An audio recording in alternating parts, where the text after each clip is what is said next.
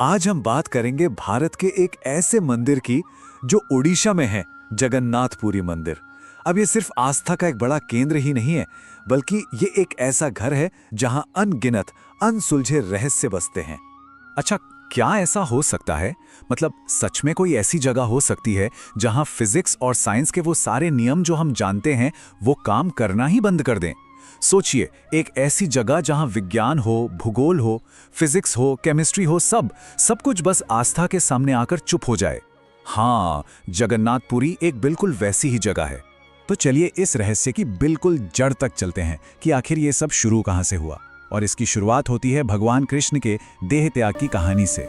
वो कहानी जहां से इस मंदिर की सबसे बड़ी पहेली ने जन्म लिया। तो बात है 3102 ईसा पूर्व की। जारा नाम का एक शिकारी था जिसके तीर से गलती से श्री कृष्ण का देहांत हो गया। अब जब उनका अंतिम संस्कार हुआ तो एक बहुत ही अद्भुत घटना हुई। उनका पूरा शरीर तो पंचतत्व में विलीन हो गया, लेकिन उनका हृदय वो जलता रहा, धधकता रहा। जारा ने उस दिल को उठाया, एक लकड़ी के लट्ठे में रखा और पानी में बहा दिया।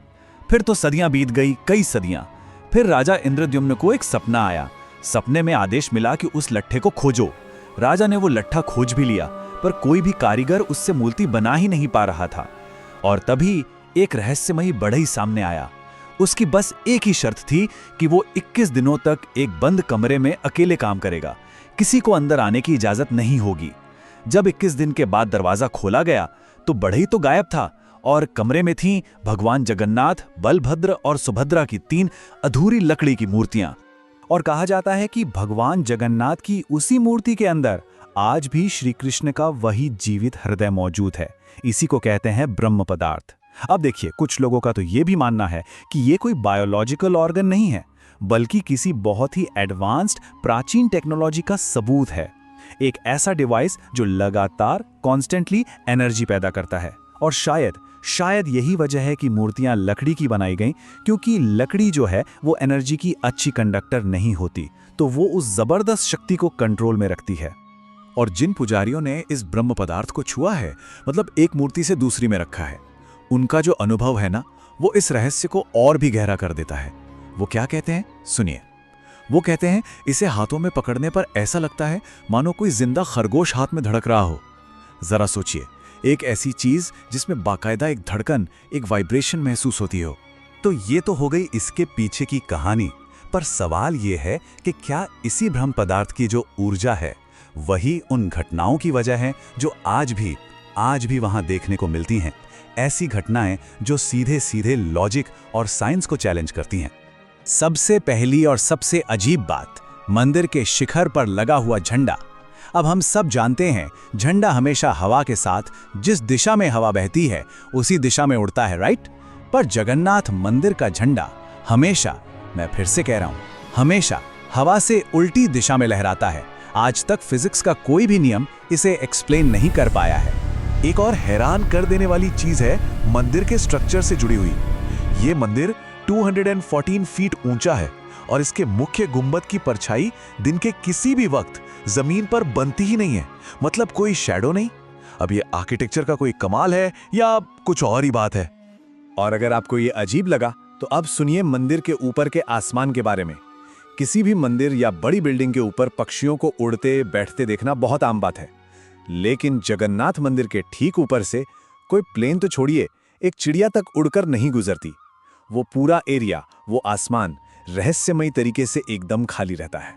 अब बात करते हैं मंदिर के शिखर पर लगे सुदर्शन चक्र की। इसकी खासियत यह है कि आप पूरी शहर में कहीं भी चले जाइए, किसी भी कोने में खड़े हो जाइए, आपको हमेशा यही लगेगा कि चक्र का मुंह ठीक आपकी तरफ है।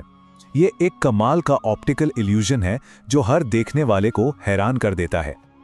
अच्छा, अब मंदिर के इन बाहरी रहस्यों से जरा अंदर चलते हैं, रसोई की तरफ।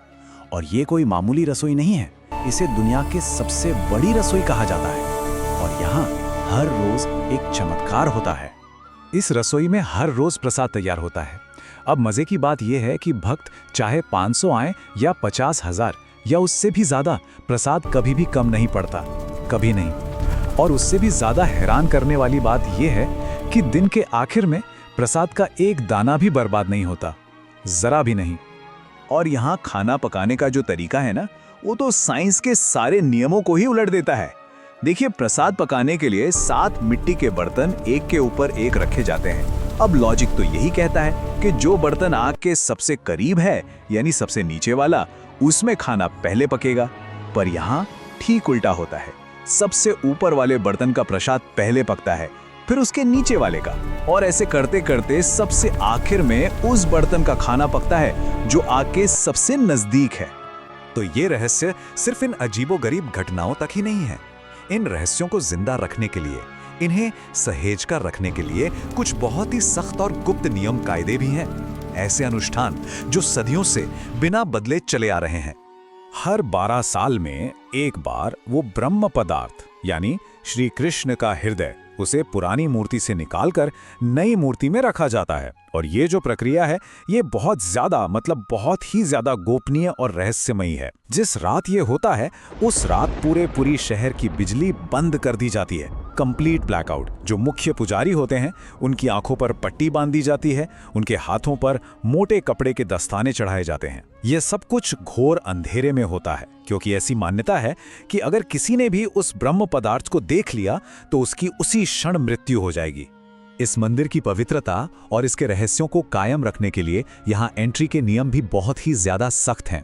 यहाँ सिर्फ और सिर्फ हिंदुओं को ही अंदर जाने की इजाजत है। और ये नियम इतने कड़े हैं कि भारत की पूर्व प्रधानमंत्री इंदिरा गांधी को, और यहाँ तक कि 2005 में थाईलैंड की राजकुमारी को भी मंदिर में प्रवेश नहीं करने दिया गया था, क्योंकि वो हिंदू धर्म की नहीं थी। तो ये सारी बातें जानने के बाद आखिर में एक सवाल तो उठता ही है कि गहरी आस्था और ये जो अनएक्सप्लेन्ड घटनाएं हैं, इनके बीच की लकीर कहाँ है? कहाँ खींची जाए वो लाइन?